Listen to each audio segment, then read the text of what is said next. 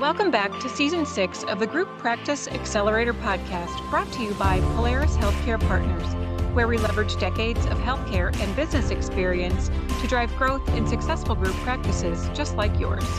If you're a healthcare entrepreneur and you're interested in building, scaling, or exiting your group practice, you've found not only the industry's leading resource for business education, but a team of trusted advisors dedicated to helping you achieve and exceed your goals. In short, the team at Polaris creates clarity, confidence, and results. I'm your host, Jamie Falash, and the Group Practice Accelerator podcast is on the air. Hey everyone, thanks for joining me again this week. I want to kick off today's episode by talking about where a chunk of your budget is going, or at least it needs to be, and with good reason. And that's marketing. Marketing isn't just a nice to have for dental and healthcare practices.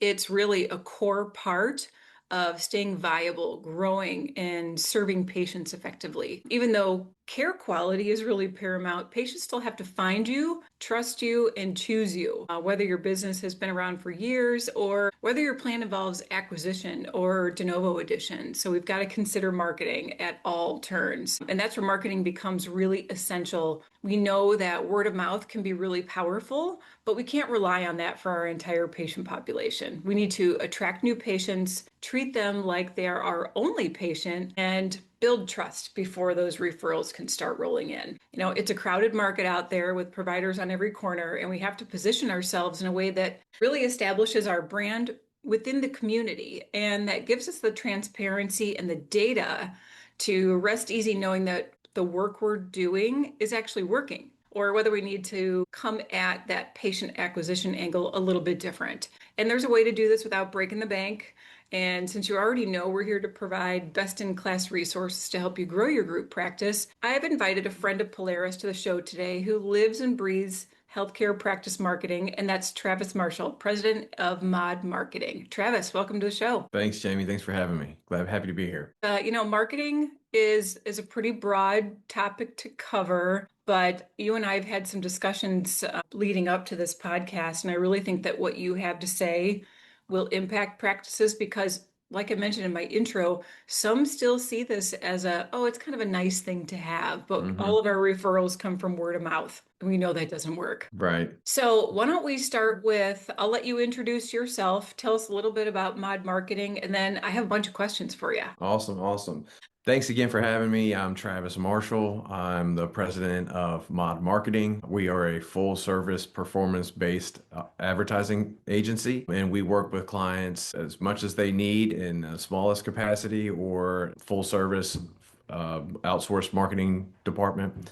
And we're here to just help out folks and help them get a little bit more out of their marketing. All right. And tell me, how did you end up doing what you do? So I started at the newspaper at the Durham Herald-Sun in North Carolina, and I would run newspaper ads and have some success with it. You know, I honestly didn't believe in the newspaper all that much, but I got some results. And then when I started getting some results, I had an opportunity and met somebody in the agency space. And at an agency, you can do all forms of advertising. So I thought to myself, like, hey, if I can get the newspaper to work, like this should be a breeze. But it definitely takes some honing in for sure. It does. And, print marketing is sort of a beast of its own. And I have that in my background as well. In fact, after clinical, it was one of the first positions I held. I worked for Bill Newman when he was with another company prior to Group Dentistry Now. We had a couple of print publications, and one of the owners used to say, and this has always kind of stuck with me, that, digital marketing is great, but there is always still a place for print. A doctor might read an article and they're going to set that magazine on their desk and refer back to it and pick it up multiple times to look at the content, where sometimes with digital, we might scroll past. So there's a place for both. Definitely. So if I'm a doctor, I've got a couple of locations, I'm not doing any marketing. Let's just say, I've sort of grown organically over time, and maybe I'm adding a third or a fifth location, and I really don't have a good marketing plan in place. Where do I start with so many options available? What do you find works? That's a great question. And so the first thing I would do is to just really get an idea on what you have going on currently, right? So I talk to a lot of doctors, a lot of business owners, and you'd be surprised, you need to know how much website traffic you're getting. You need to know where the traffic's coming from. You need to know what keywords your website is currently ranking for. You may be doing something that's, you may be ranking for something that you don't even want to rank for, right? Or determine, what you're not ranking for. So you just need to know a lay of the land and then start to evaluate, what's working with what you're currently doing and then, fill in the gaps. Yeah, just like anything else that we do with, operations, clinical, you've got to lay out a plan first. And there's something else I saw on your website that I want to ask you about, but I'm making myself save it for later because it involves a whole cascade of things. So Yes. I'm gonna hold on that.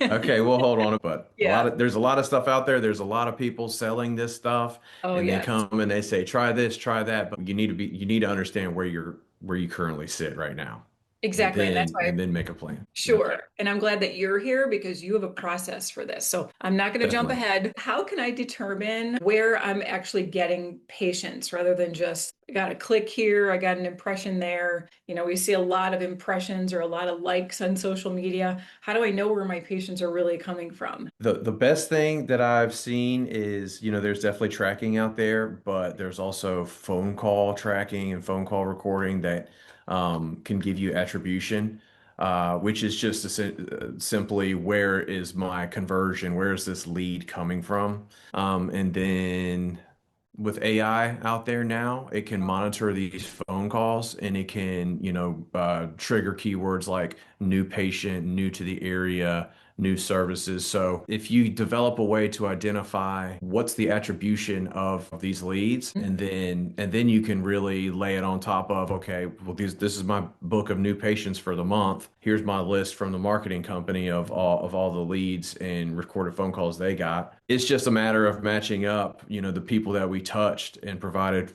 to you guys, and then saying what actually turned into a patient. Yeah, it's since you mentioned it, I'll ask you now, what about AI? What about Chat GPT? Are you finding that a lot of people are trying to use sources like that for their marketing, and how is that working? Yeah, it's definitely a hot buzzword right now. It's shaking up things. I will say it's still very early adopter, right, as far as the vast scope of everybody using the internet. But essentially AI is just looking at other listings and just serving it at the top and or in Chat GPT. So as long as you're really targeted in location-based searches, we're finding a lot of AI placements and Chat GPT placements. So yes, it's definitely relevant. It's starting to bring in some eyeballs to sites and like getting some leads here and there. But I'd say, we're still less than 5% of overall traffic coming from these search engines like that. Yeah, I think that's good. The human needs to still be involved. And as most people know, these AI sources like ChatGPT and others are really glorified search engines. And I say that knowing that it can be very useful. It can Right. also be overused where we don't really want to use it. So it can certainly help lay things out, but we don't want to rely on AI to manage this aspect of your business. It really has to be thoughtful and data-based, right? Definitely, definitely. So, all of this, we're looking to increase the value of our business by doing the right kind of marketing, getting the right patients in, making sure that, we're outpacing attrition. What should, if I'm thinking of the money that I spend on marketing, which is critical, what should Mhm. my budget be, That's a great question. like percentage So, wise? yes, that's a great question. A lot of people don't know this, and it depends on how aggressive you want to be. But on the, less aggressive side, you should be spending around 3% of your revenue on advertising. And then on the high end, you're looking at around 8%. So in a perfect world, if you're spending between 3 and 8% and your marketing company is showing you growth, right? I haven't met a doctor that wouldn't spend more money to get more patients. Like that's Sure. just how it goes. So we like to work within that budget and then track and provide customer lists that we're getting them and things like that. And then that's how we can grow in a smart and effective way, Yeah, is and you've got to working really. within that. Sure. And you have to allocate that money. You need a steady pipeline. Like I said in the intro, not just word of mouth. Word of mouth is great. We all like to get a referral friends, family, neighbors that we trust, but you still have to market. If I'm looking at who I'm attracting, like how do I know if I have the right patients? High value procedures, long-term patients, so we can talk about retention separately instead of just filling the schedule on a like one-time hit kind of thing. That's a great question because this has been coming up a lot. Our clients are looking for higher value procedures, all on four, all on X, crowns, things like that. Yeah. And the way to go about that is to just spend your ad dollars as efficiently as you can on those kinds of terms, right? You need Mhm. to make sure that your website ranks organically for those terms. If you're doing paid search, right, like maybe you cut back the terms of general dentistry and allocate it only on crowns and all on X. There's also other more robust ad platforms out there where you can set up a workflow of follow up through text and email and send clients brochures and just following in the funnel. There's a lot of tools out there where you can really, really hone in and only spend those funds on those kinds of services you're looking for. Yeah, because we really do want to hone in on exactly what we need for our business. And maybe you can touch on patient retention and lifetime value. You started to mention that in your response there because that's critical. We really want to keep these patients in-house so they're not hopping around. How do we do that? Like what do you find works there? Making sure you're staying in contact with your current patients, right? Or you're able to send e-blasts, newsletters, refer a friend program. Those are ways that you can nurture your patients. I've been working with dentists for a while. I've heard anywhere from a lifetime value of a patient being $5,000, $15,000, right? So Exactly. if we're getting patients and we can continue that trend, then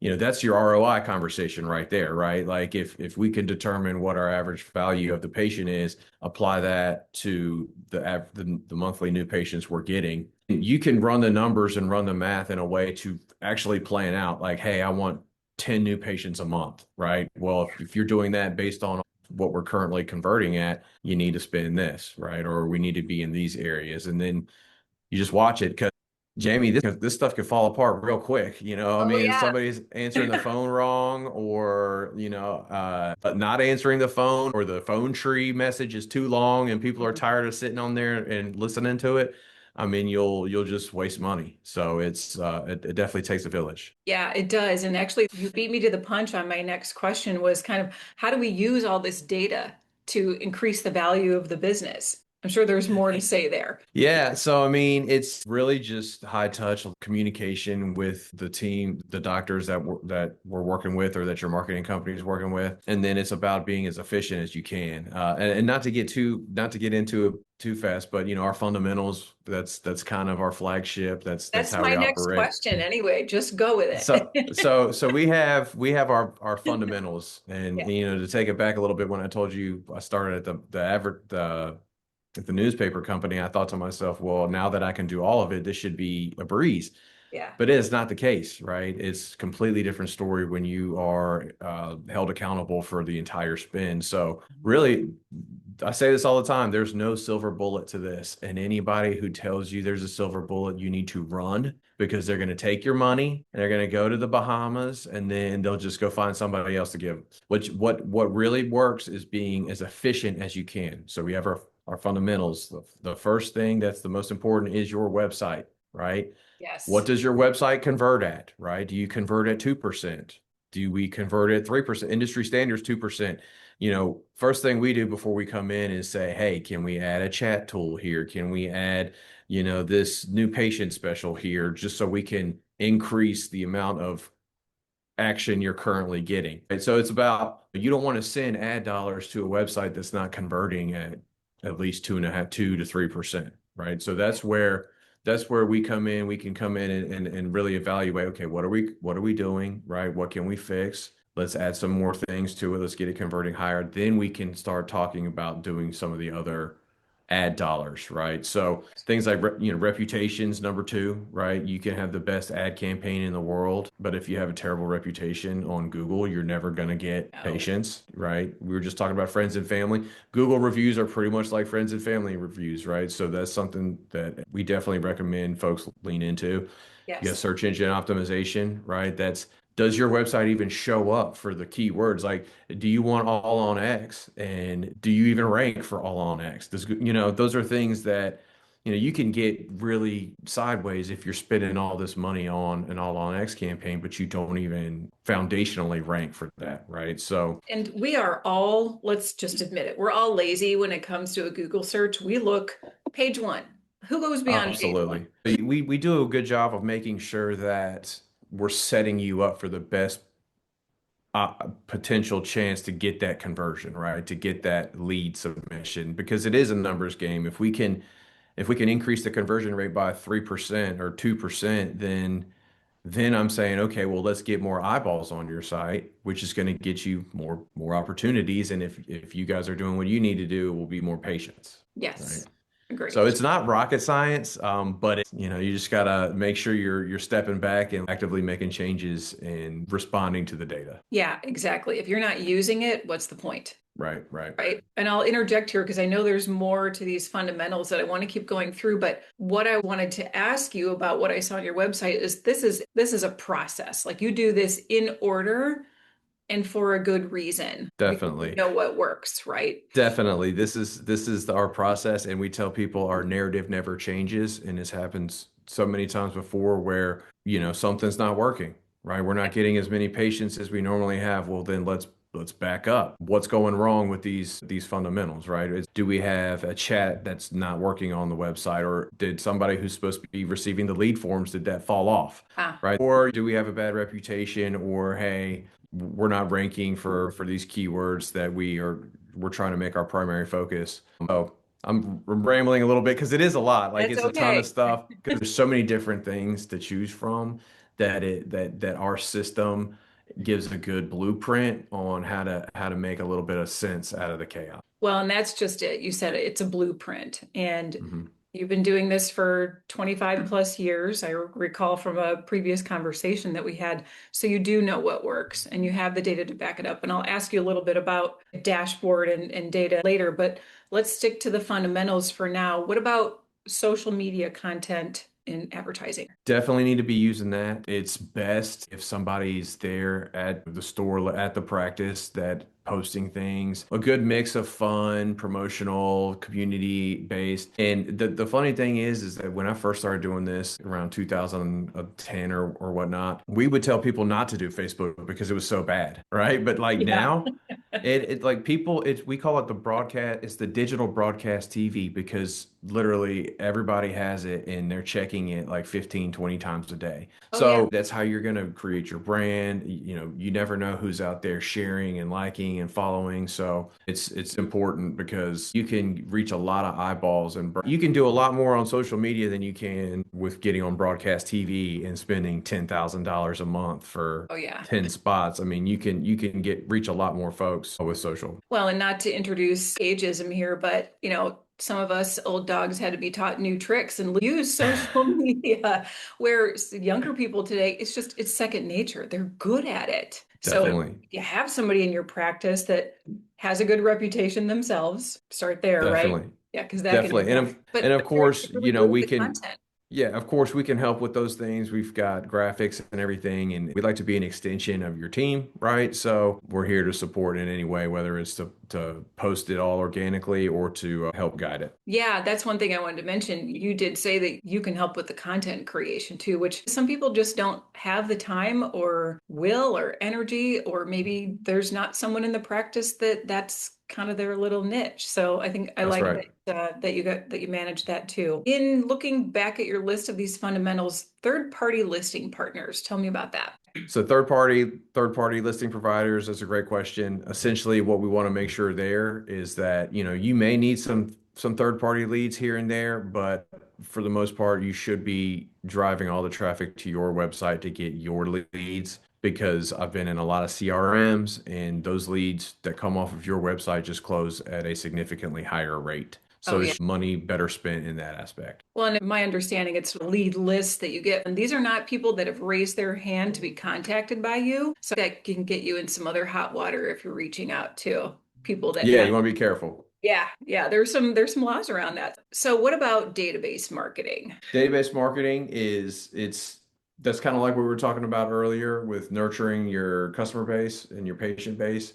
You just want to make sure that you're touching them because it is a lot easier and cheaper to send a database e-blast than it is to do something else, right? So if you're a dentist you do a lot of general dentistry and you're looking to get more into the cosmetics, this would be a more affordable way for you to kind of get your name out there and do that than starting a brand new campaign. Yeah, use the people that are already in your practice to, to grow that aspect of the business. That makes perfect sense. Okay, search engine marketing. Yes, search engine marketing, that's the big one. And look, a lot of agencies start with this, right? This is Yeah, where the ad dollars are. We like to point out that we are trying to make things as good as they can before we start sending traffic. sure. And then when we're doing like when we actually start running ad campaigns, again, we're, recording the phone calls. We are giving you the data on this is who we found, this is what they've searched for. And then it's not rocket scientists. It's just look at the word, look at the campaigns, take out the words that aren't getting you conversions and spend more on the words that are getting you conversions. So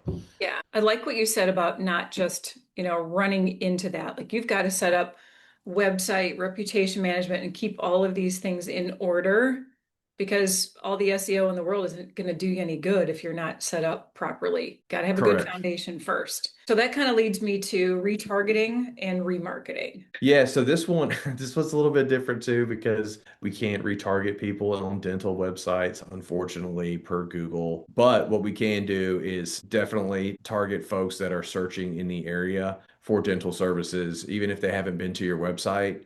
There's ways that you can have coverage and show your brand in front of folks that are searching for the services that you provide. Oh, yeah. We've all been thinking something or said one word, and suddenly it's all over your feed, whether Yeah, that's social media or you're on a website and you see a banner. There are definitely ways to do this, and I'm glad that you take care of that for clients.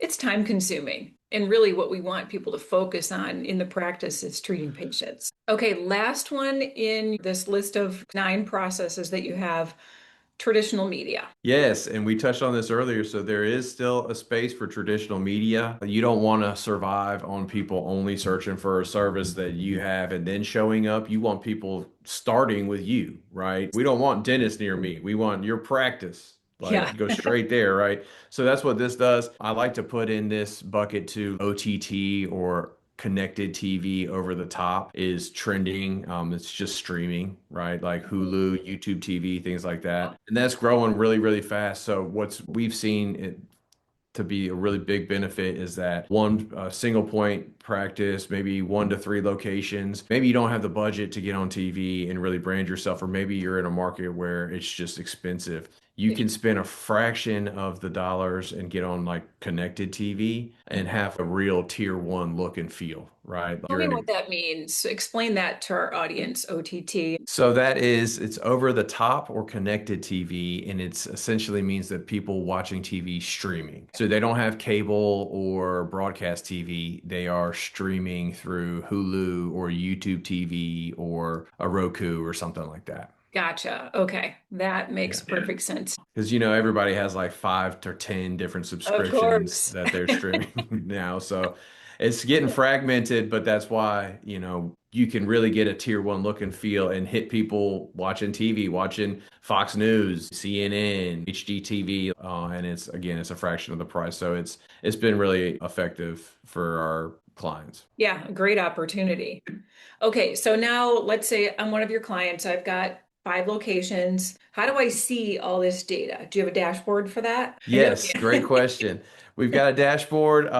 It's real time, Yeah. right? So up to the day before. So all of our clients have access to that because look, everything doesn't work. Some campaigns are good, some campaigns are bad, and we are monitoring the data and we're doing more of the stuff that works and doing less of the stuff that that doesn't work. And it's really cool because you can have really good collaborative meetings where, there's things like that the doctors have on their end or the staff internally that let's get so and so answering the phones, they're available now, or hey, it's the end of the year, let's push for benefits that are going to be expiring. It's good to brainstorm and come up with like tangible changes, not just here's my bill, pay me. You know what I Yeah, mean? exactly. Well, and what I really liked, I would encourage our listeners to reach out to Travis and get a look at this because what I really liked is that you can see month over month, year over year, what's working. You can see what's not working, and you can segment it out in all of those fundamentals that we talked about.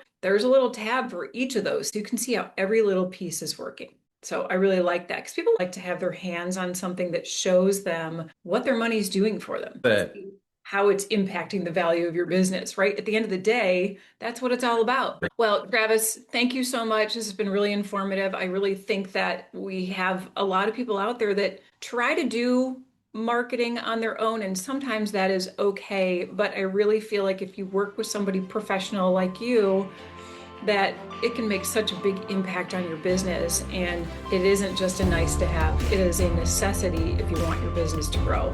It just is. absolutely well said. I couldn't have said it better myself, Jamie. All right, so how do people get in touch with you? Where do we find you? You can go to our website, modmarketing.com, fill out a form, or you can call 919-200-8178.